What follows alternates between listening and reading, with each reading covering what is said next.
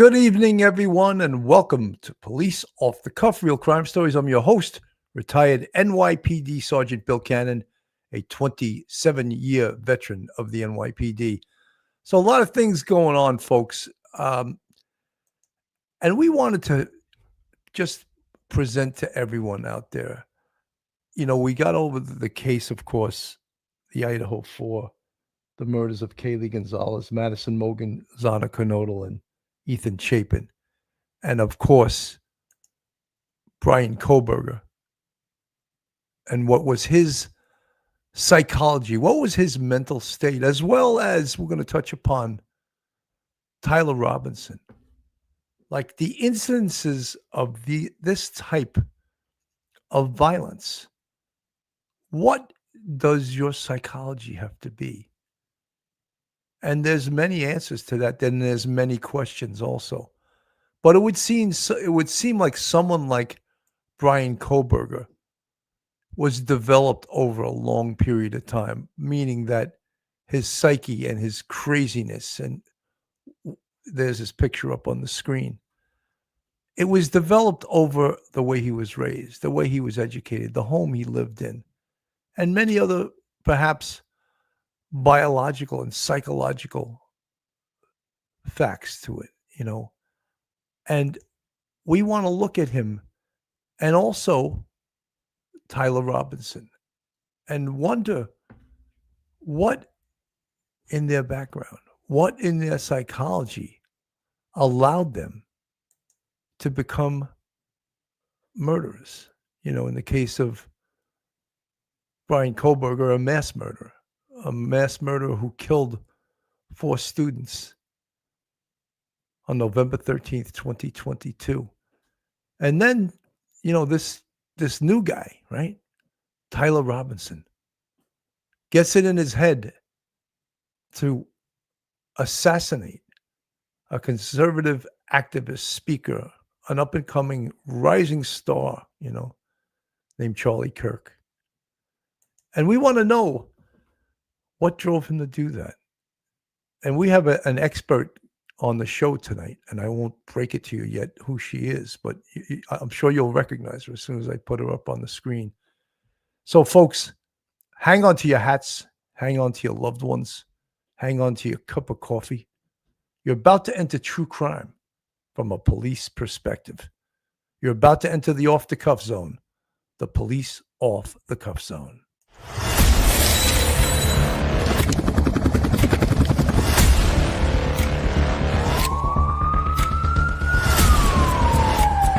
There has to be some common sense. They were the ones who called 911 to get him help, and now they're calling for change.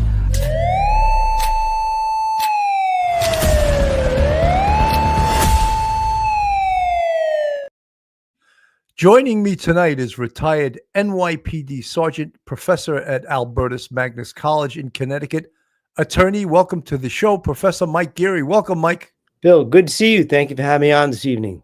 And we have a real big surprise. I'm so thrilled to have this guest. It's Dr. Carole Lieberman. And I've been practicing, Carole. My wife told me to say Shana Tova. I hope I said it right. Anyway, she was like, no, that's not how you say it. Anyway, I hope I said it right. Anyway, Dr. Carole Lieberman is a forensic psychiatrist. She's on all the TV shows. She's been out there, and I'm thrilled to have her on the show. Welcome to the show, Dr. Carole Lieberman. Welcome, doctor. Thank you so much. It's great to have you here. So, Dr. And Shana is right. I said it right. I was hoping I would say it right. I wasn't sure I was going to, but I did. So what I wanted to say, and what do we want to sort of break this down as? We have these 2 people, of course. Bryan Kohberger, who already pled guilty to the murder of 4 students, known as the Idaho 4. And now we have Tyler Robinson, but we're going to put him on hold right now. We want to get inside a killer's mind. And in this instance, you know, Dr. Lieberman, when we did a show with Jim Clemente, I don't know if you know who he is. He's a retired FBI agent. He's really an unbelievable profiler. He's an attorney. I think he's the lead writer on the TV show Criminal Minds. Uh-huh. Anyway, we did a show, and we, as coppers, that's all we are. We're cops. You know, we're retired NYPD police, and I don't make light of that. We're both 9/11 first responders, and we both did our time. I did almost 27 years. Mike did over 20. Anyway, we did a show on Kohberger, and the fact that we really felt that he was psychosexually motivated to kill these students at the Idaho house. Now, I have never met you. I've never asked you this question before. What are your feelings on that? Well, I have an interesting answer. At least I think it's interesting. No, seriously. I actually, there was that time between November 13th when the crime was committed and November 30th when they arrested Kohberger. And as you will remember, people were getting, especially the families of the students who were the victims, they were getting very anxious. They were getting very impatient. How come you haven't caught this guy yet? And so I wanted to put my assessment out. And so I started talking about how I thought that the killer was an incel. I didn't know his name. He wasn't arrested. No, they hadn't mentioned his name yet. But I wanted to help them by saying that I could tell that the killer was an incel. How could I tell that? I didn't have a crystal ball, but I, like everybody else, heard first of all that the responding officers and detectives and so on were saying this was the bloodiest crime scene that they had ever seen, and that the killer used a knife, and it was incredibly bloody. Now, a knife, of course, means that it was very personal, and the bloodiness means that he was filled with rage. The next thing that they told us was who the victims were, and they were the beautiful people. The women were women who incels know typically that they could never get, that if they dared to ask them out, they would definitely say no. And so I put that together. I thought, and I still think, that Kaylee was really the target. Some people are saying Maddie. I mean, he did go into Maddie's room, but I think that it was Kaylee for a number of reasons. But anyway, so incels, involuntarily celibate men, men who haven't been able to get a woman to go out with them, to have sex with them, and so on, have this pattern. Plus, later on, so I was quoted in Newsweek, amongst other places, I was quoted in Newsweek on November 28th, so 2 days before they arrested Kohberger. So then, in addition to that, later on, after they arrested Kohberger, it came out a few weeks later that he had his first love was in junior high school, and she was a blonde cheerleader. Now, what boy doesn't like a blonde cheerleader in junior high school? But when you may have been a blonde cheerleader, not in junior high school,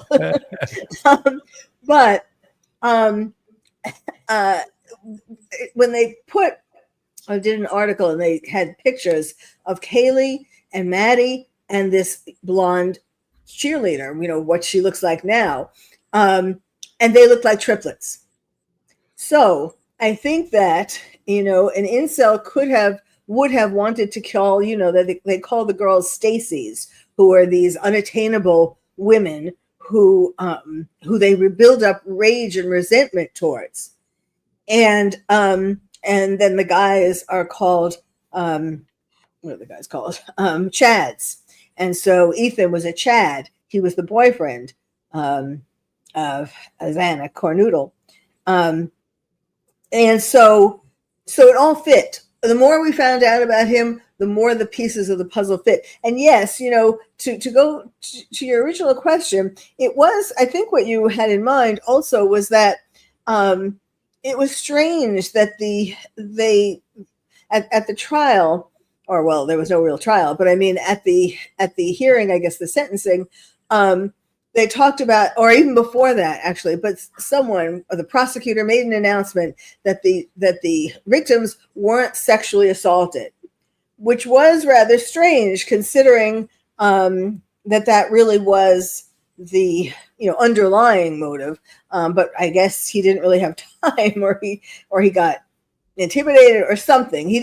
I mean, I believe that he didn't do anything sexual, but really killing them, stabbing them, that alone was a kind of sexual, a sexual act, a knife, and into them. And, you get the picture. So there was some of that in the crime. Doctor, one of the things that I didn't like about this case, and of course, I felt the prosecutor, as well as the University of Idaho, were behind the scenes controlling a lot of what was put out there. And, we were highly critical of the University of Idaho and, of course, of the prosecutor for knocking that house down. We thought that was horrific, just horrific. Like, if this case would have went to trial, they needed that house as evidence. Absolutely. But they couldn't knock it down fast enough. Absolutely. I agree with you. It was a very selfish, kind of plan. I mean, they were trying to preserve the reputation of the university so that people wouldn't not go there, because this was of course, even without the house, people will always remember that was where there was this horrendous crime.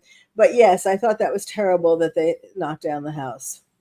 And when, like what you're talking about, the prosecutor tried so hard to say there was no evidence of any psychosexual. And meanwhile, you enumerated, like we did, and with Jim Clemente, who I have Jim Clemente, I just read it today because I'm doing some show tomorrow. In 2011, Jim Clemente wrote a profile of the Gilgo Beach murderer that was exact. He did it 12 years before they caught the guy. And it was brilliant. He was out of the FBI BAU school, behavioral analysis unit. And it was so accurate that when we had him on the show and we spoke about this, I was like, if he agrees with us, he's a real expert. Now we're 2 for 2. Now we have you agreeing with us too. And I was in homicide for 10 years out of my 27-year career, and in the detective bureau for 16. So I have a lot of investigative experience. And when you really read about, like you said, and everyone that works homicide knows that killing someone with a knife is very personal. And in itself, like you say, a sexual experience. And whether or not the prosecutor saw no evidence of sexual, a sexual attack. No, it was a sexual attack. And you should read up on it. If you're putting that nonsense out there, you're selling the bullshit that the University of Idaho is selling because they want students to come. I don't blame them. They want students to come to their school, but not at the risk of losing this case because you don't want to put that information out there. Go ahead, Mike. Go. Doc, I just got a quick question. How you felt was a little much more in depth than how we felt, but we kind of feel along the same lines about the rage that Bryan Kohberger felt. But, there may be many people who may have this sort of rage, this sort of anger about girls that may be unobtainable. But what actually was the lack of, or the thing that freed him to actually go forward and actually kill? There may be many people who may be incel and are angry at beautiful girls they can never obtain. But is there something that actually the absence of just freed him? Was it a lack of a remorse, the inability to have ever really made connections with any girl ever, or anything like that? What's the one thing that you think that may have actually freed him to do this terrible thing, whereas someone else may feel rage but would never actually carry it out? Well, I think, there were a number of things. It was sort of like he was leading towards that, it wasn't just one thing. But I think that part of it was when he went to school, when he left home to go to graduate school in Washington, and he was away from his parents. It felt to him that he was sort of like in a free zone. Like it almost didn't feel real. He could do whatever he wanted there in a sense. Okay. Also, was it Bundy, I think, who went to the University of Washington? Wasn't it Bundy?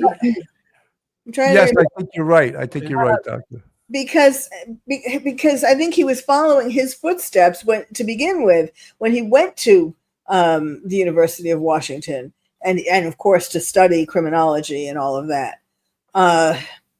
So I think it was, finally being free from parental control, or parental observation, where they would know what he had done. He was heading in this direction since he was young, since at least junior high school. And his parents didn't, his father took him to boxing lessons. They knew that he was sort of an outcast. He was isolated. He was picked on. And so his father presumably thought that he would make him feel tougher, make him feel like he could defend himself. And so he took him to boxing lessons. Now, there's nothing wrong with that, except that more important would have been taking him to a psychiatrist, to get help. Right. Absolutely. Dr. Lieberman, someone in the chat, a Milwaukee civilian, he's asking a question, and I don't know the answer to this. What was the history of Bryan Kohberger's video games? Was he a big video game player? I'm pretty sure he was, although we haven't really heard very much about that. But, video games, an obsession with violent video games, is in the background of like every school shooter.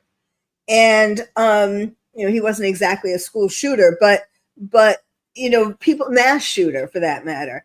And so again, he wasn't, he didn't shoot a lot of people, or he didn't shoot anybody really, but yes, video games, it's funny that I haven't really read anything about that. It's interesting how they try to hide that, even with regular school shooters, like you have to dig that out. And I used to be, before 9/11, my cause celeb was violent video games, violent media. And I testified before Congress like 4 times about the danger of violent media. Now, that's violent television shows, violent films, but then of course video games came around. And the military you probably know this, the military uses violent video games to train people to be able to go into combat. In other words, to be desensitized to their being human. And so pretty much, every major killer has had a background of being obsessed with violent video games. And I don't, I guess I could research that, but with Kohberger, I haven't read anything or heard anything about that. But with Kohberger, it's possible that he wasn't obsessed with violent video games because his crime was such a sexual, such a targeted sexual crime, for a totally different reason. Although he might well have been playing video games that have women as their targets. But I don't know that. I don't want to, I can't say that for sure. One of the things they're saying is that in June 2025, a handwritten court filing revealed that Kohberger was diagnosed with several disorders in February 2025, level 1 autism spectrum disorder, ASD, obsessive compulsive disorder, attention deficit hyperactivity disorder, ADHD, and avoidant restrictive food intake disorder. I didn't even know that existed. Yeah. But all of these things, though, many people may have them, but it doesn't make them a mass killer. And we discussed with many experts on this show that had Kohberger gotten away with this, he was going to be a serial killer. There is no doubt in my mind. And for those that don't know the definition of a serial killer, it's 2 or more incidents with time in between the murders. That's the FBI definition. If you Google it, Google will give you some bullshit definition that they invented. But we go with the FBI definition. So it's 2 or more murder incidents with time in between them. And there was no doubt in my mind that he was headed for that. And by the way, Doctor, you mentioned before that people got very frustrated when he wasn't arrested till 6 weeks after this crime. In the world of homicide, that is not a long time. But in the world that we live in, and people want immediate gratification for their needs and demand that the police get results immediately, it's sort of frustrating to people. Well, that in Law and Order, they do it in an hour. What can you know? Right. That's true. They do it in an hour with 20 minutes of commercials too. So they're really doing it in 40 minutes, you know? So all of these disorders that he allegedly had, you know, they said he was OCD, with compulsively washing his hands. That also doesn't make you a mass killer or a serial killer. Depersonalization online posts from Kohberger's teenagers showed he struggled with anxiety, depression, depersonalization, describing feeling detached from his own emotions in life. What child growing up hasn't experienced all of those things that I just mentioned? Is there one? You know, of course, most people don't have them all together, but none of those things alone determine, or even grouped, determine a killer. They can't really explain it. You know, it's interesting if I used to say, if I would have been, before the whole trial was over, I used to say, if they had asked me to be his expert witness, I don't think I would have said yes, because, you know, I clearly he did commit the crime, but they could have tried for not guilty by reason of insanity, but even that would have been too much of a stretch, obviously, or else they would have tried to do it. But you know, he even had something else, visual snow. Yes. He wrote about that on social media, that he had visual snow disorder, which is where when you look at the world, you see static, like an old television set, the black and white static. And that, you know, I mean, that is pretty much, he supposedly learned how to deal with it, like he got used to it or something. But, you know, you could kind of see where that could drive somebody crazy. But like every day to, you know, this was when he was a teenager. So again, not enough for not guilty by reason of insanity, but just he did have a lot of problems, and he was addicted to heroin at one time. He was very overweight at one time. I mean, clearly he had a lot of problems, and, you know, his parents, for some reason, didn't see fit to bring him to a mental health professional. Yeah, well, he absolutely did that. I would love to know also, and I know this isn't a definitive sign, but I would like to know, what was his relationship with animals? Was he killing animals as a kid? You know, I would say this is probably a 90% chance he was, because he was heading to be a serial killer. And that's one of the things that serial killers do. Killing animals, bedwetting, and setting fires. And we didn't hear about that either. It doesn't mean he didn't do it. You know, it just means they weren't telling us about it. If he did I think that we're going to learn a lot more about Bryan Kohberger in the next coming years, as all the vultures approach the prison and try to get interviews with him. And look, I actually shouldn't call them vultures. They're journalists. But I don't know that he's going to talk to anybody. I think he wants to write his own book, and I think he's hoping to do it with his teacher. You know, the woman. Catherine, what's her name? I forgot her name. But she's written a lot of books about serial killers. Yes. And because I think another part of his motivation was to be one of the famous killers that people taking the forensic courses like he did would read about in years to come. And certainly he got his wish. No, absolutely. But I think that as much as the prosecutor, Bill Thompson, and the University of Idaho and everyone connected with the investigation tried to downplay the psychosexual nature of this, tried to downplay so many things, because look, that whole town is probably, the economy is the University of Idaho. And these murders probably really crippled the town and that school. So all the things that people were coming out with, and look, there's a lot of conjecture besides real experts talking about how they see this murder. And when Bill Thompson was saying there was absolutely no sign, I was just like, this guy, he better stop. You know, he better stop throwing this bullshit out there, because we all know that have worked in this business. I don't know if you should call it a business, but in this field, that his psychosexual nature was why he did this. And there's no doubt in my mind. And the experts are saying that, but the school and the prosecutor want to say something different. Mike. Yeah. One of the things is, Doc, as you talk about violent video games, I did remember that they did release some of the information about his online viewing habits, and one of them involved porn, and a lot of it was controlled porn, girls tied up in bondage, in domination and things like that. So could that be like instead of the violent video games, could that be an adequate? I hate to use the word adequate, but could that be an adequate substitute for his need to see somewhat instant gratification and see girls in a controlled situation where he feel gratified? Yes.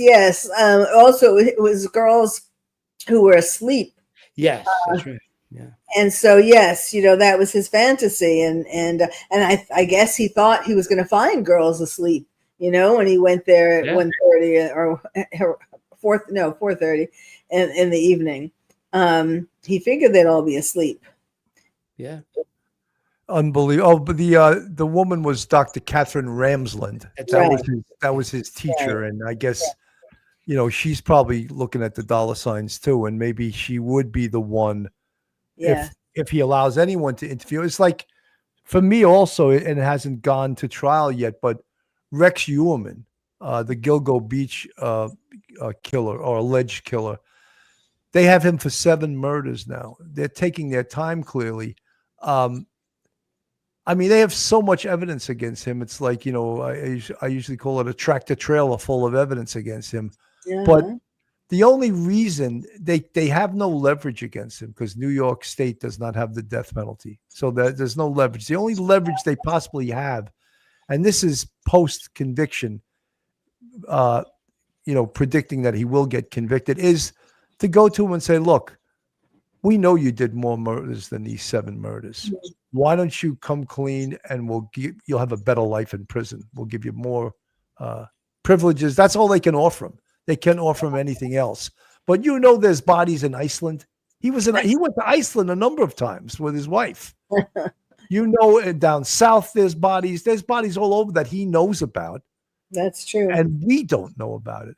It was amazing that very recently they came up with the murder from 1993 based on one hair on the back of the victim that was his, using the technology mitochondrial DNA, which a lot of the technology has allowed that case to move forward because the advances in investigative genetic genealogy and mitochondrial DNA and the process and these new labs, that one in Houston, I can't think of it right now. Can you think of the name of it, Mike? Yeah, I'm trying. That lab is Othram, Othram. Othram. That lab is unbelievable. They do things now. They're solving murders from 50 years ago. And it is absolutely unbelievable. So with all of that stuff and with Rex Lieberman and bringing him into the picture, I mean, a classic, scary Silence of the Lambs serial killer, Yes. And he watched torture porn and put the girls in positions that were similar. But I can't wait for his wife to be arrested, because clearly she had to have known if she, they found her hairs too. Yes. And now, of course, they're going to say that was just contact hair because they lived in the same house and all of that. But I think she at least had to know about a lot of this.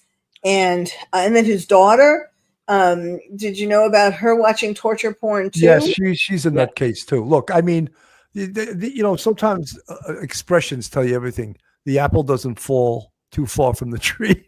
I think that says it all about that family, I mean, I hope she wasn't abused by him. Well, I think they were all at least psychologically abused. Yeah.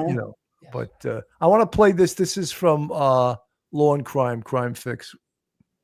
With the specific target in mind. 2 prosecutors in the murders of 4 University of Idaho students were on the case from day one, and now they're talking about what it took to put Bryan Kohberger behind bars for life. So what was your working theory here about why Bryan Kohberger went to King Road that night. I talked with Bill Thompson and Ashley Jennings about the case that changed everything in their small town and how they felt about that big leak to Dateline and why they didn't get Kohberger to talk before making a deal.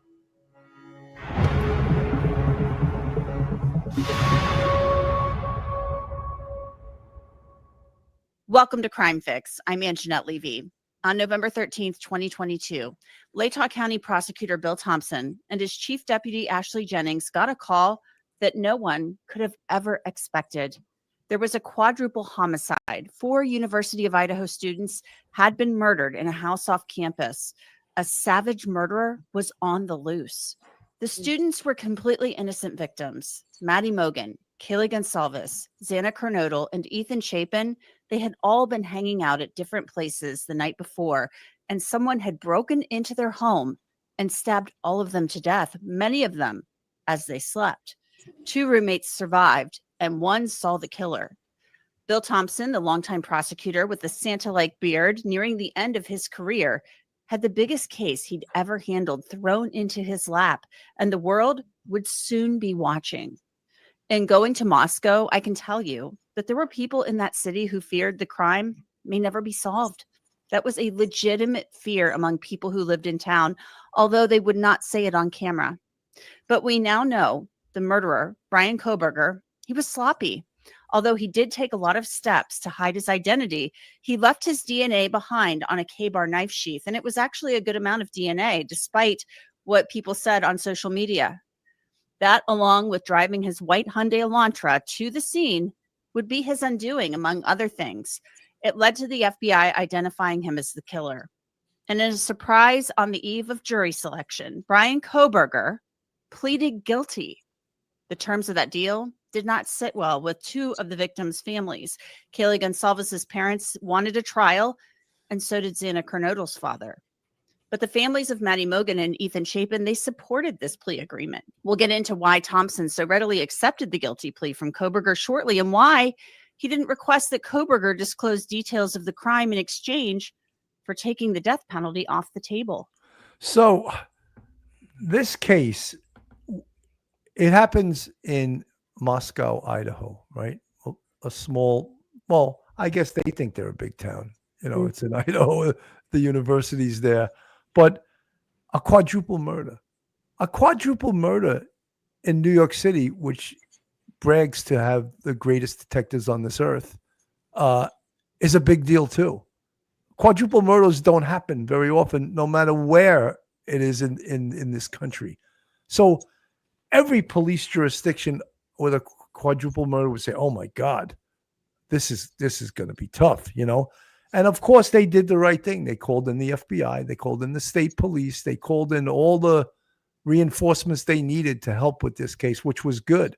But I don't know if Prosecutor Bill Thompson was ready or prepared or had the skill set to prosecute a case like this. Let's not forget, there was a change of venue in this case. The original judge's name was Judge John Judge. He got that case the hell out of Moscow, Idaho faster than you could say Moscow. He wanted nothing to do with that case. So he gets it out into, you know, Boise. And then, of course, we all know what happened.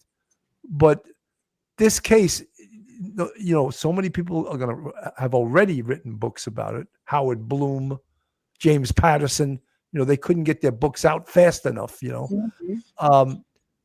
But I just want people to know that a quadruple murder anywhere, even the top cities, the top police departments in the country would not poo-poo a quadruple murder. They would, this is the real deal. This is going to be really tough. And this case was tough. Mike. Yeah. And we remember from 2022 when we heard about this case, the murders, they hadn't had a murder, I think, in Moscow, Idaho 5 years previously. That was the last murder they had. So they may have good detectives, but they don't have the repetition skills that you build up time and time and time again from doing these things. So they were fortunate, and they seemed, as you say, they called in the cavalry as fast as they could, and they didn't mess it up, and they did a great job with it because they all acted as a really good team.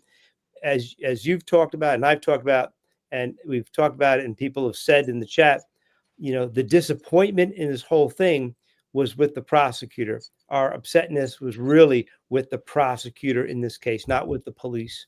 Mhm. Well, I think everyone, well, not everyone, but the members of the family, prosecutor Matt Murphy, the famous Orange County prosecutor from California who happened to be undefeated, he was salivating at the thoughts of this case going to trial, and he was really annoyed when they allowed this plea. And what we were really annoyed about, and we could remember, Mike, was that they got nothing for it. Right. Nothing. He told them nothing. And that was disappointing to everyone that wanted to hear, hey, how about get from him where he dumped the knife? How about that? How about that little piece of evidence there? They didn't even ask him. I was so pissed off at that. And they didn't get him to admit anything. He just said, yes. Did you kill Zana Knodel? Yes. Did you kill Kaylee Gonzalez? That's all he did. A single word. That was very unsatisfying to everyone that followed this case. Dr. Lieberman. Yes, and of course the victims' families. I mean, I know two of them, as you said, were willing to have it to take the plea and so on. But I mean, he really didn't give them much of a chance to think about it or talk about it.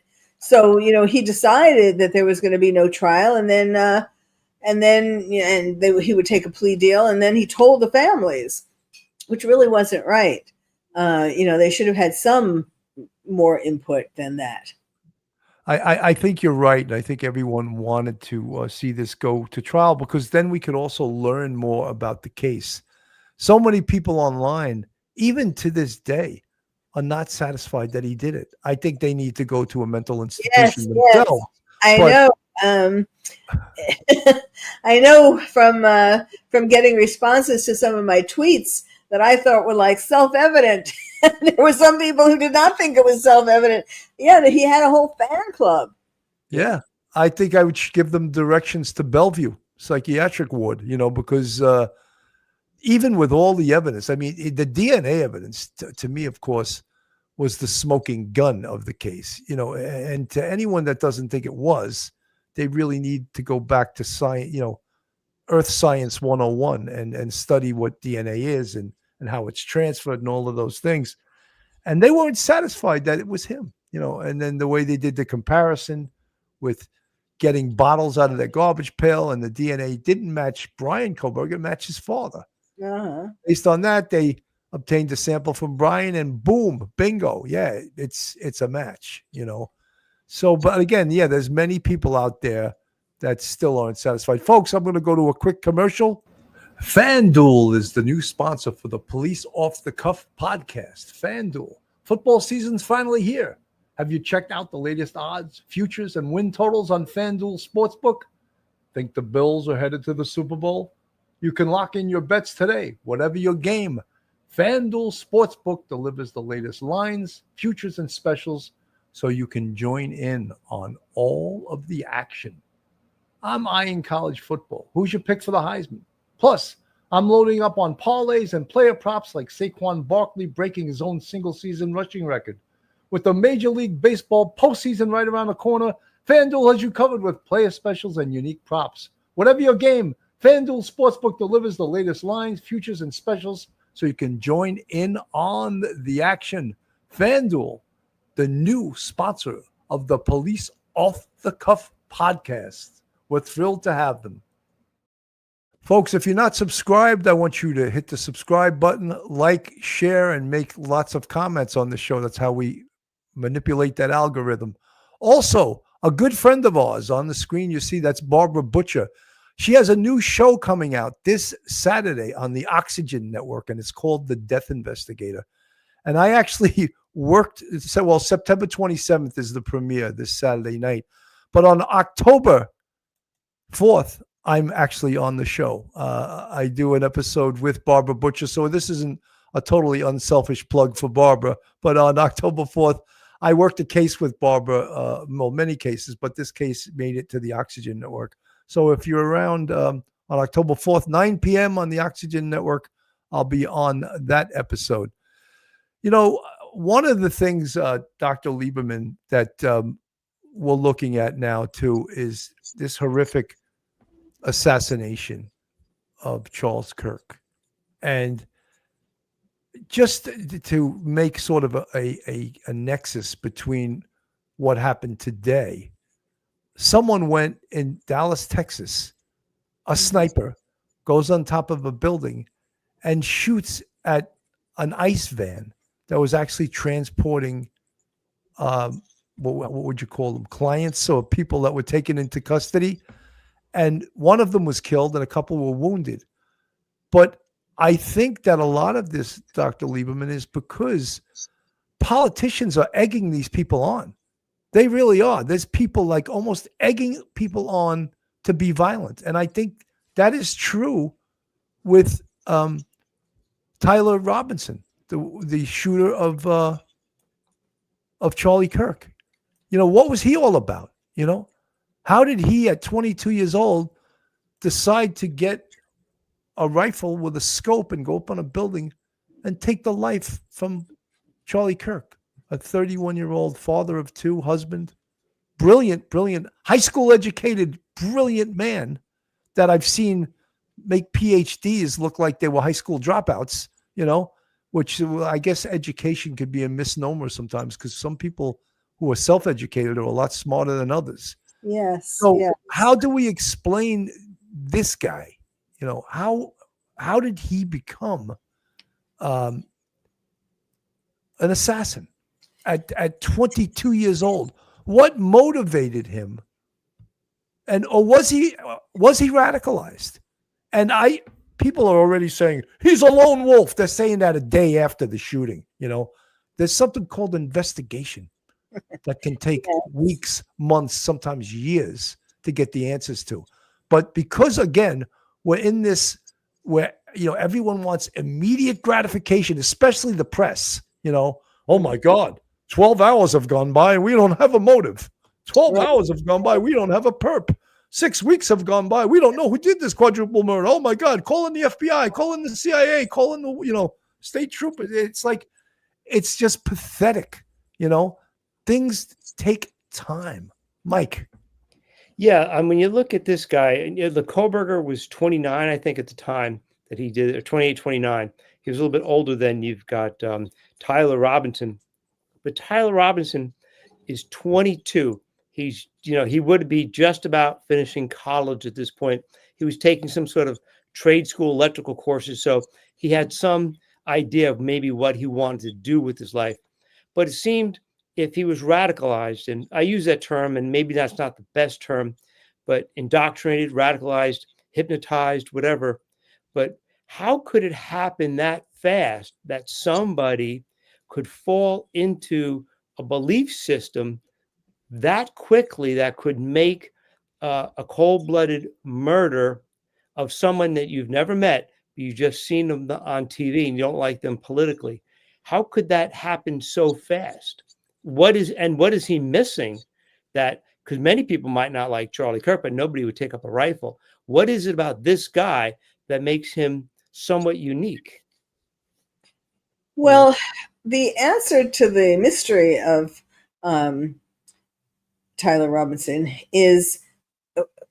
took place. I mean, I don't have the full answer, but I can tell you when it started, and that was in his first semester of college. He had won a scholarship, a $32,000 scholarship to college in Utah. And because he got all A's in high school, he was, you know, really considered brilliant and all that. And he won this great scholarship.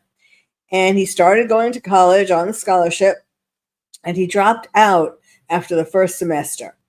So something happened that told him that he couldn't make it. You know, he couldn't complete the college course, couldn't be graduated. I mean, he was taking engineering. So perhaps he realized that, you know, he was a big fish in a small pond in high school, but now this is tougher than he thought, possibly he was having some kind of psychiatric disorder develop, like a first break schizophrenia, because a lot of times that happens in college, where when kids go to college and then it's the age, schizophrenia first break is usually in the late teens to the mid 20s. And so sometimes that happens in college because you go away for the first time on your own. You have to do everything on your own. There's a lot of stress with, doing the work of college and so on. So that's a time. We haven't heard anything about him being diagnosed schizophrenic. I'm not saying that I know that he absolutely was, but these are hypotheses. But something happened at that time. Now, it seems like this hasn't been made clear yet either, but it seems like somewhere in there, he met his roommate, partner, boyfriend, girlfriend, furry friend, Lance Twiggs, and started living with him. And that is when he started all of a sudden being more a proponent of or advocating for the LGBTQ plus lifestyle. And I was analyzing his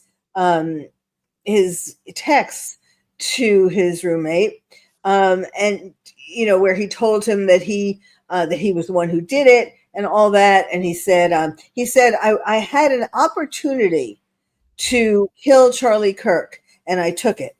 I had the opportunity to take out Charlie Kirk, and I took it. And that sentence kind of made me wonder, could he have had help? What do you mean he had an opportunity? Did somebody offer him an opportunity? He lived 200 miles from the campus where he shot Charlie.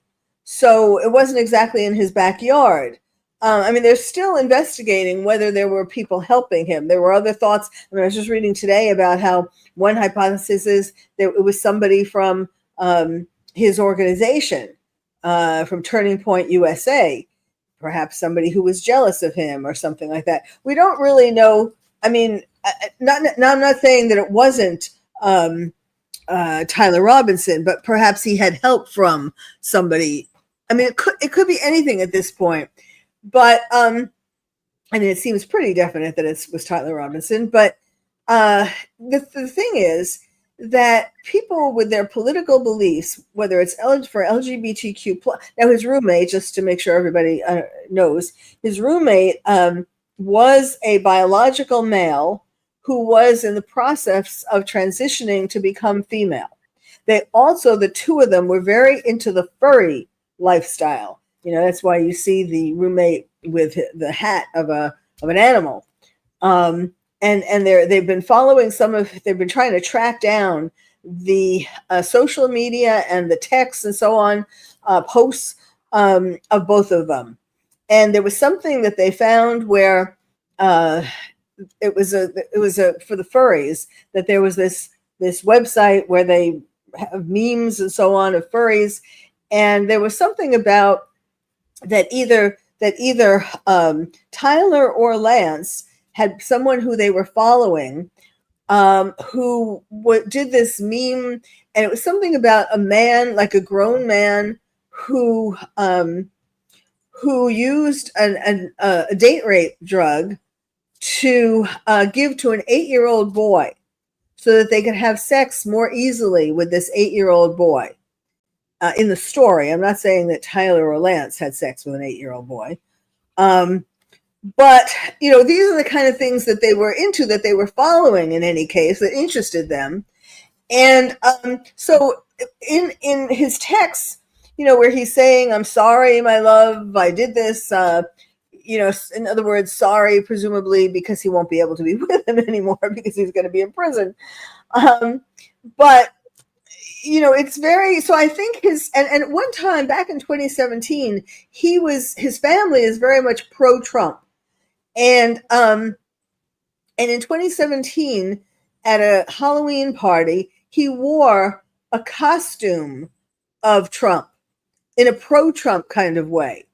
And then the family has said that he changed in the last year or couple of years, and he became anti-Trump, and he became, much more involved with leftist kind of causes or thoughts.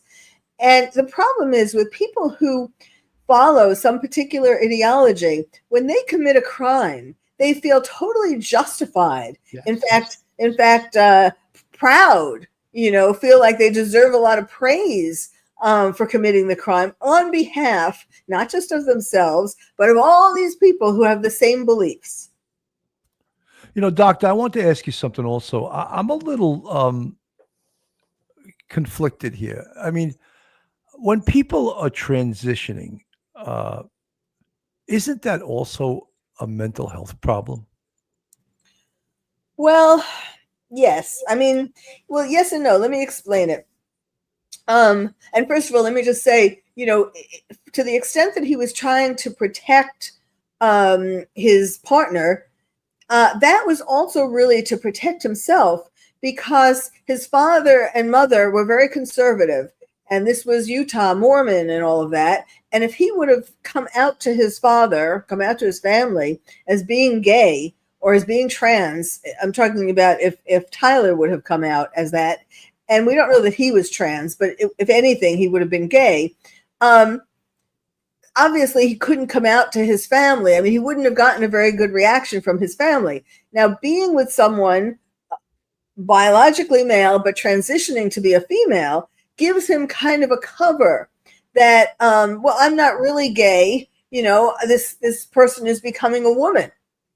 The thing is that there are people who are normally, authentically LGBTQ plus, who, due to the hormones that were circulating around the womb when they were in it, and due to the psychodynamics that were going on between the person and their parents in their early childhood, that can authentically cause someone to have the feelings of wanting to be LGBTQ plus. The problem is, and we shouldn't really be against them, but the problem is that in today's world, most of the people who say that they're LGBTQ plus are people who have been convinced to be that way by teachers, by social media, by leftist groups that they belong to, and so it's not authentic. And these are the people who really get into a lot of trouble, because it's like for a cause. It's not that they just authentically, are attracted to men if they're a man, or so it gets very complicated. And there's a lot of hostility that is built into it, because because in other words, assuming that Tyler really did kill Charlie Kirk, and I mean, we have to say allegedly, but it seems pretty clear, that he wasn't just doing it for himself or even for his partner. He was doing it for the group of people who are their friends online, who are in their chat rooms, who are their friends in the world, in real life, outside the chat rooms, outside online. And so it's like he's a warrior. He feels as though he's a warrior on behalf of all these people who are misunderstood. Now, the sad part of it is that really these are people, the people who have been convinced to be any other sex or gender than what they were born as. They are collateral damage of the left, of the extreme left, of the people who have convinced them to become this way. Well, my thing is, I think that some of the drugs that they take to transition can be causing deep-rooted psychological issues for them, and I think we're seeing more and more of that. Well, it's more understandable when it's a woman or a girl transitioning to be a boy, because they're given testosterone and there's roid rage and things like that. But for a man to become a woman, or to, they don't become a woman, but to transition to so-called become a woman, not to say that the hormones can't have different mental effects, but it's not an effect to make them more violent necessarily. Yeah, but look, what we're seeing now, there's been quite a few active shooters who have been Right. transitioning. I know going back a year, at least 3. So Well, go ahead. here's the thing in terms of mental illness. Anybody who wants to change who they are, whether it's a girl into a boy or a boy into a girl, they have a lot of self-loathing. They hate themselves. They want to not be themselves. And so in that sense, they have a lot of anger towards themselves, which they then project out to other people. Okay. Mike.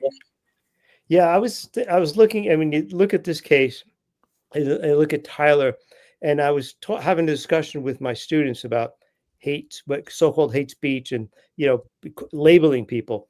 And I compared this to the outrage that people felt about the Charlie Kirk killing, and there's people who are really happy with the Charlie Kirk killing, and then I compared it to years ago. I remember there was a case where an abortion clinic doctor was killed, and it was just a reverse situation. The people who were cheering that killer on would be the people who were criticizing and very upset that Charlie Kirk got killed, and the people who were really upset that the abortion clinic doctor was killed are the ones cheering on, Tyler, and thinking, like, as you say, he's a warrior for his cause.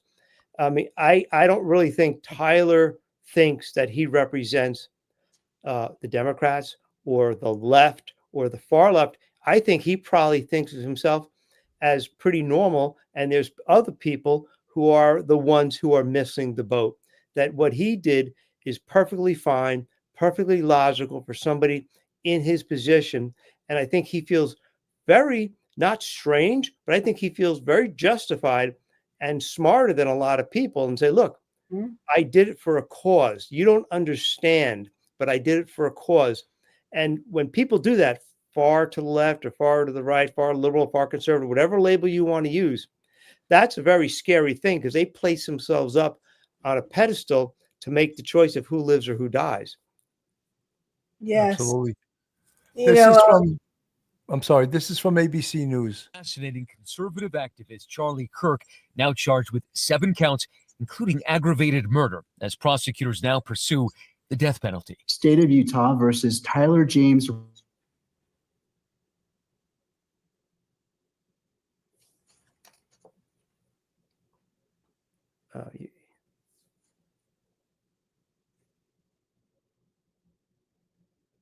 Yeah, it's just frozen.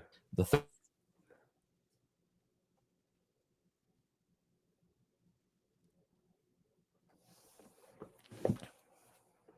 rifle's trigger and laid out the evidence they say tied him to the crime, sharing these photos that reached millions of people, including the suspect's mother. Robinson's mother saw the photo of the shooter in the news and thought the shooter looked like her son. Prosecutors say the suspect's father then got Robinson on the phone. Robinson implied that he was the shooter and stated that he couldn't go to jail and just wanted to end it. When asked why he did it, Robinson explained there is too much evil and the guy, referring to Charlie Kirk, spreads too much hate. Authorities say his parents detailed a shift in their son. Robinson's mother explained that over the last year or so, Robinson had become more political and had started to lean more to the left, becoming more pro-gay and trans rights oriented. She stated that Robinson began to date his roommate, a biological male who was transitioning genders. The prosecutor says the roommate then handed over incriminating messages from the suspect. The roommate received a text message from Robinson which said, "Drop what you're doing, look under my keyboard." The roommate looked under the keyboard and found a note that stated, quote, "I had the opportunity to take out Charlie Kirk, and I'm going to take it."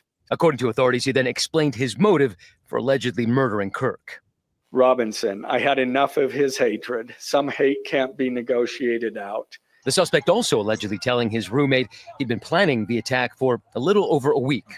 And now investigators trying to determine whether he acted alone or if the people he was allegedly communicating with on the messaging app Discord knew what he planned to do. Dan, do you believe that the suspect was a lone wolf, or could this be part of a I group? can't comment on that. I'm not aware of all their investigation. I just know that these agencies are continuing to investigate this case and follow all leads. Now, that vest the suspect was wearing is called a suicide prevention smock. Unsurprisingly, he was denied bail and his next court appearance was set for September 29th. But first, the judge says he has to be provided with a public defender qualified for a death penalty case. That reporter that's speaking now, that's the idiot that sort of was saying what a lovely love story this is. You know, The that's tender idiot. note, right? The tender Yeah, note. I mean, just absolutely, ridiculous that he would say something like that. But that's the press, and here he is. Is he a lone wolf? Yeah. This is days after. Maybe a day after. How the hell do they know, you idiot? I know I get a little bit down on the press, but there's so many idiots in the press that just say things that is just. And he's an idiot. He's a moron. If he even asks that question, he's an absolute moron. He's probably a Harvard graduate. He's probably, but he has no common sense. To ask a question like that. Is he a lone wolf or did he have help? It's been 3 hours, sir. It's just ridiculous. Uh-huh. So, go ahead, Doc. Go ahead. I knew Charlie Kirk. I had met him. He was a guest on my podcast, and he was the real deal. And he was not filled with hate. Quite the opposite. He was a very loving, very religious young man, and he wanted, he loved the country, and he loved his family, and his whole thing was that he wanted to debate with people. In other words, he didn't want violence. He wanted people, he was at these colleges to debate with people. He said, like, the people who had the biggest disagreement with him, he wanted them to come to the front of the line. So I wasn't his BFF, but I really felt it such a loss because he probably would have become president someday. He was on that track to and he was doing so much. He had done so much already, and he was so smart. Yes, he didn't go to college, but he read a million books, and that's why he was able to debate so well, because he has all this knowledge. Yeah, he was absolutely brilliant. One of the things that I wanted to say also is that there's been President Trump had 2 assassination attempts on his life. And then, of course, the Charlie Kirk was assassinated. And what all 3 of those incidents have in common is horrific security, absolutely horrendous security. And to me, that says a lot about what happened, because Charlie Kirk was a high-level he had a high-level threat against his life everywhere he went. Look, most college campuses, they don't want conservative speakers even coming on their college campuses. In fact, I raised this point last week. Many comics, stand-up comics, will not perform on college campuses anymore because they want to censor their material. Or they get what's it called? Oh, I got triggered over that joke. I can't handle it. I won't be able to sleep tonight. That joke was so horrible. Oh my God, I'm going to go home and cry. It's ridiculous. Columbia University pulled the plug on a comic during his routine because he said something politically incorrect. And those little $110,000 a year Ivy League students couldn't handle it. Pull the plug before we lose our family scholarship, And these schools charging over $100,000 a year. For those that don't know that, these schools are now up over $100,000, and that's what Charlie Kirk was talking about too. Oh, you're going to pay $100, so you're going to be $400K in the hole when you get that piece of paper for French literature. You got a degree in French literature or something like that, and it is sort of ridiculous, And the colleges are part of the brainwashing of the youth of this country. I'm convinced of that. Mike. Yeah, I just had an observation. from what you see this on the news after, say, I remember when Trump won in 2016 and he won again in 2024. I know several colleges where they told the vice presidents were telling the teachers, the faculty underneath them, that you could have a mental health day, and there is quiet rooms for students who can't deal with it. And it's, to me, that is the worst thing that you could do to somebody who has just suffered what they feel is a terrible defeat. You stand up and you wipe the blood off your nose and you dust yourself off and you get back into the game. But what you're telling them is it's okay to feel like a victim. And we feel like you're a victim, and we want you, and we're encouraging you to feel like a victim. And when you tell people that they are victims of a politician, of a political party, then as a victim, the victims are morally superior to the people who are discriminating against them or putting them down, because they're the ones who are committing a crime. They're the ones that need to be hated. But you, as a victim, have the mantle of purity, that you are, even though they're beating you down, you are morally superior. And when you're a victim, whatever you do, you're excused from doing a lot of things, and you can do a lot of things, and we'll make excuses for you to do a lot of things against your oppressor. And I find this a very common thread. Yes, and it starts in elementary school. It's with the telling people there's just the oppressed and the oppressors, and Exactly. So it's, yes, we have to clean out the educational system. I mean, they keep graduating years and years of people who hate America. They're teaching them to hate America. Yeah, it's unbelievable. I just we're at about a minute and an hour and 7 minutes. I just want to start going towards the close, but I think there's one important topic I just want to cover quickly, and that's people egging on these mentally ill people to commit violence. And we're seeing it in our country, and it's very, very scary. And there is no doubt that people are purposely doing it, and on both sides, not just Democrats, but Republicans too, conservatives. I don't think the rhetoric putting out there, get in their face, let them know that type of philosophy is really dangerous, because you get someone mentally ill, like we're seeing probably today in Dallas, Texas, the guy who was sniper that shot up the ICE van. He was probably mentally ill, and someone was jacking him up to commit some violent act. And of course, the guy, this kid, Tyler Robinson, what made him so mad that he threw out his 22-year-old life to kill Charlie Kirk? What made him do that? Who jacked him up? Who radicalized him? I believe he was radicalized, whether it was through these little groups, or right on the internet, he was radicalized, because, as you said, he lived 200 miles from this campus, which necessitated him also to do a recon.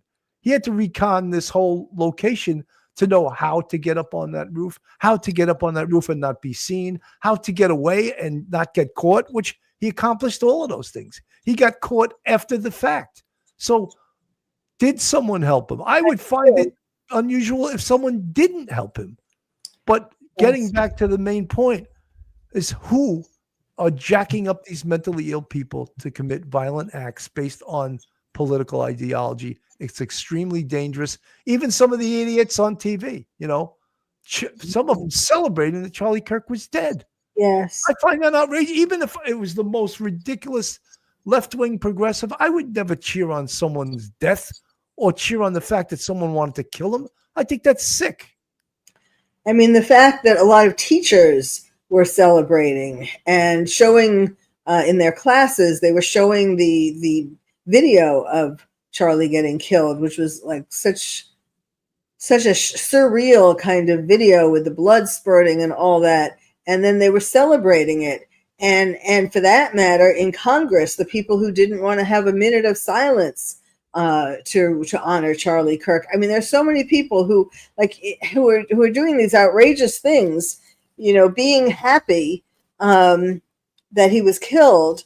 And this is what, besides the teachers and the teaching that they get in schools, watching this, seeing these role models. I mean, seeing politicians, seeing senators and congressmen in Congress making noise so that they don't have to give a minute of silence. I mean, that's disgusting. And it affects the kids. It makes them think, well, why should I care? Look, they're not even caring. They're not going to give them a minute of their time out of respect. And then the teachers, and then of course the comics, the whole thing with Jimmy Kimmel, and and then there was a petition because Jimmy Kimmel was temporarily suspended. There was a petition to get him back on the air, and now he came back on the air, but he was, and he didn't apologize. It's just, there's really, these are bad people. I mean, I don't want to say bad people, but these are people who have bad thinking. They're very anti-American kinds of thinking. And we can't keep letting this happen. I'm glad that in a lot of cases people are getting fired and so on for putting out social media posts about how happy they are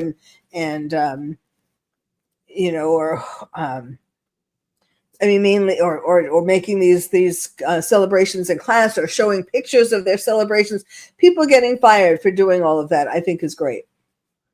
Well, we spoke about freedom of speech, and with freedom of speech comes responsibility. And both of us studied the law. Mike obviously further than I did, since he's got a law degree. But what they always cite is, yes, you have freedom of speech, but you're not allowed to scream fire in a crowded movie theater. That is the extreme of freedom of speech. You're not allowed to do that, And then we also cited that in Skokie, Illinois, probably 40, 50 years ago, the ACLU took the side of the Nazi Party of their right to march in a community where there was hundreds and perhaps thousands of Holocaust survivors lived there. Mm-hmm. And the ACLU fought for their right to do that. And of course, it's horrific. No one agrees with what they're doing, but they fought for their right to be allowed to do that. So I'm all for freedom of speech, but with freedom of speech comes responsibility. I happened to be on a job for 27 years. You had no freedom of speech. If you said anything against New York City, the mayor, or anything, you could lose your job. And that's what we're seeing happen now. And people are missing the point. Is it freedom of speech? Yeah, you have freedom of speech, but you have a job, and your employer can fire you because you're not allowed to say whatever you want. Right. So that's where the dividing line is. Mike, your thoughts? Final thoughts. Thinking about what you talked about Kohberger, I wasn't really sure about what his online activity was, but with Tyler, we know a little bit more. But as wonderful as the internet is, it could also be, as we could see in this case, very deadly, because it can actually help indoctrinate people. About 15 years ago, 20 years ago, we're worrying about ISIS indoctrinating people and recruiting people online and being somewhat successful, strangely, even with women being successful. And here we have somebody who may not be ISIS, but you have people who are furries and all kinds of other strange things. And they're trying to indoctrinate young people because they know young, vulnerable, impressionable people may be on the internet going through different chat rooms 4, 5, 6 hours a day. And it's an insidious disease that we are suffering from in modern America and everywhere. But this is something that needs to be watched. And unfortunately, I want to see a robust First Amendment. I want to see a robust, place of ideas being circulated. But when it comes to, people, actors, bad actors looking to indoctrinate little children, that's something that should worry each and every one of us, because those children, a couple of years later, are going to be a Tyler Robinson. Absolutely. Yes, and same thing for the college protesters, Free Palestine. Right. They claimed freedom of speech, but you're not supposed to be able, you're not allowed to provoke people to be violent. That's right. That's sort of funny too, because, well, it's not funny. I mean, I didn't mean to say that, but Columbia University, a lot of Jewish students go to Columbia University, and Columbia University, they shut down all kinds of opinion on their campus. And as I said, they actually had students attacking the stage when they had a conservative speaker, and they would do nothing about it.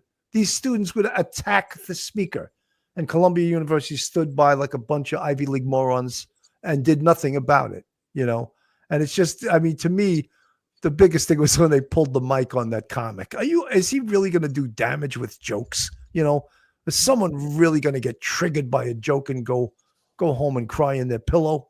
It's so, where have we gone in this country if that's the real?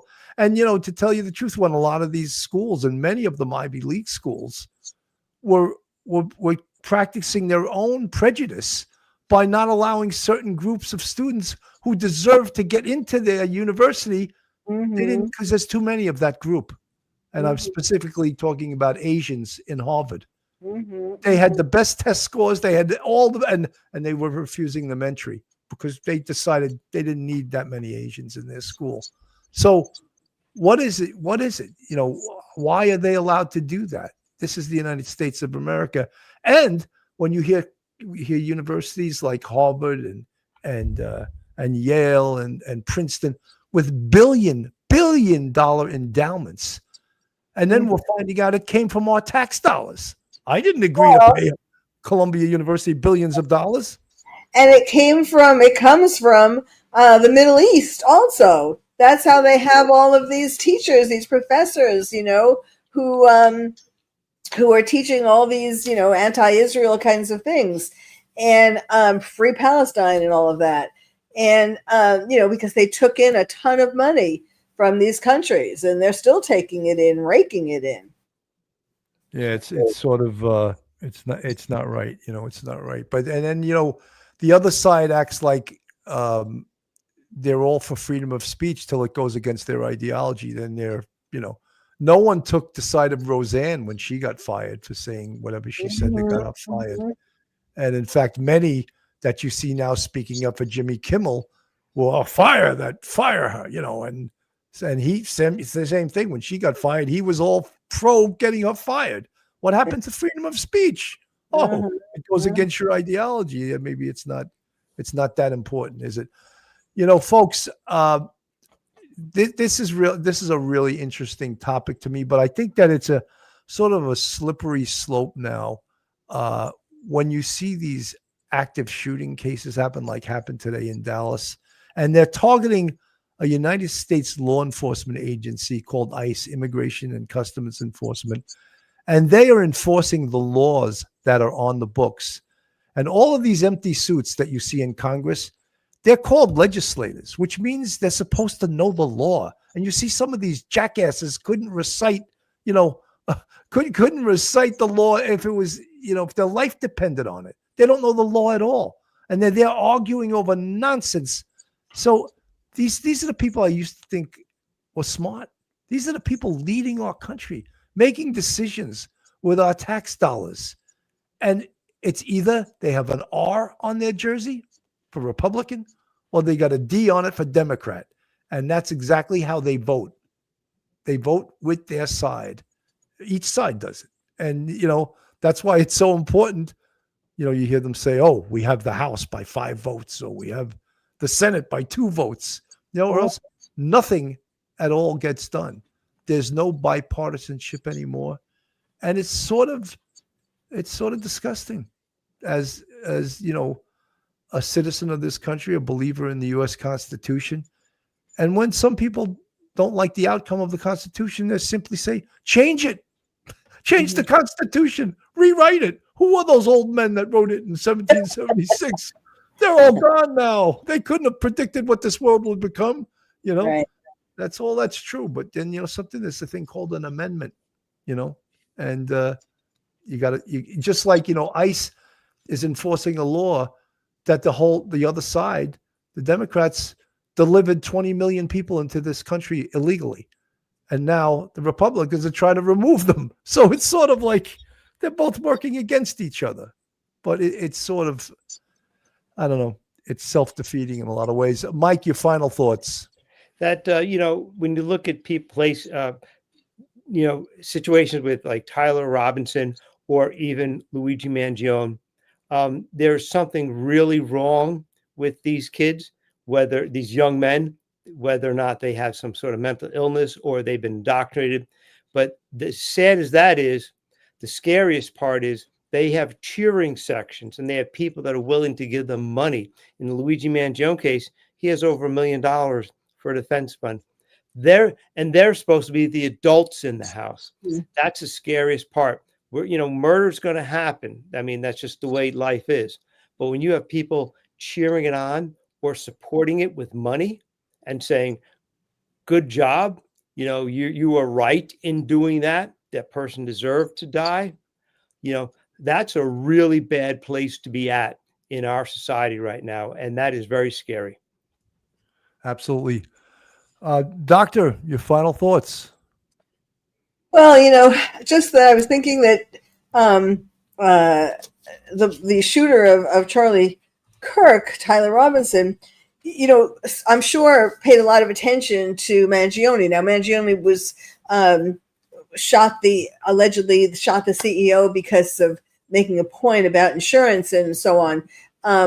But, our country has become more an assassination nation. It used to just be cancel culture, and there's still cancel culture, but now we've moved up or down, however you want to look at it, to assassination. That if you don't like something or you don't like how the beliefs that people are spreading, just get rid of them, just shoot them. And this is very dangerous. It's especially dangerous. Trump seems to walk around. He wants to be with the people, and I think there are so many people out to get him. There's a fatwa, an Islamic fatwa on his head, a prize on his head, basically. And I just worry about him and about all the people out there who are still trying to assassinate him, and just people in general.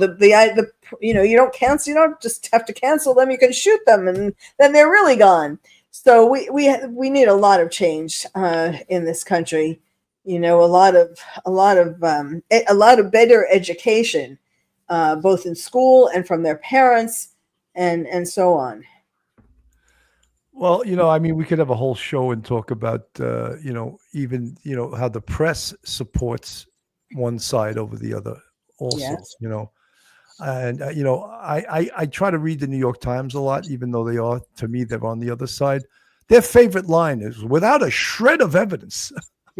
They always say that he said that without any evidence whatsoever. And it's their favorite line. They must get that before they go out onto their computer. Make sure you use that line, without a shred of evidence. That's the line for the New York Times, and they use it in almost every damn article.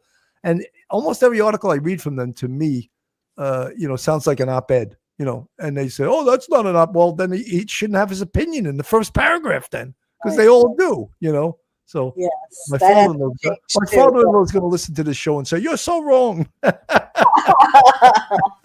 Well, I don't worry about what my father-in-law thinks. I gotta say it anyway. Anyway, folks, I'm a born and bred New Yorker, and the New York Times, when I was growing up, the New York Times was the big deal.